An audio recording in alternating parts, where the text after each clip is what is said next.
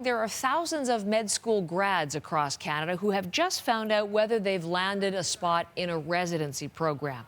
Now, that's a must if they go on to become licensed doctors in the country. But as Christine Birak reports, a growing number of those grads are facing an uphill battle to land a position. It's the message no one about to graduate medical school wants to see.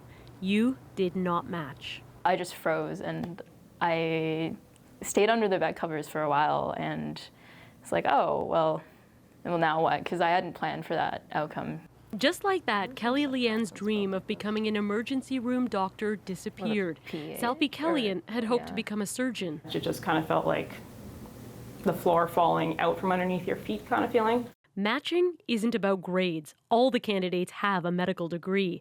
But to become a licensed doctor, you also need to complete years of supervised training or residency in a specific area of medicine.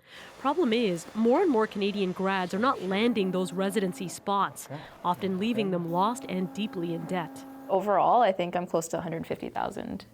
In some cases, the rejection has been far more profound. In 2016, Robert Chu took his own life, saying, "Without residency, my degree is effectively useless." I think it's an impossible situation that they are in. The matching process is extremely complex, involving applications, interviews, and algorithms. Students say it's rushed and highly subjective.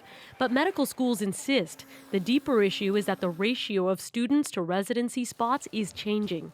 The number of positions available to graduates of Canadian medical schools has actually decreased with time.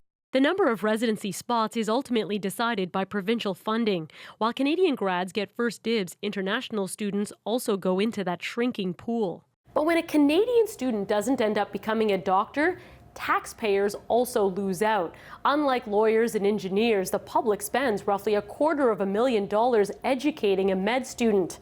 But universities don't think lowering their enrollment is the answer either. In the second and final round, Leanne matched into family medicine, but Kellyan and an estimated 80 others are now deciding whether to walk away or try again next year.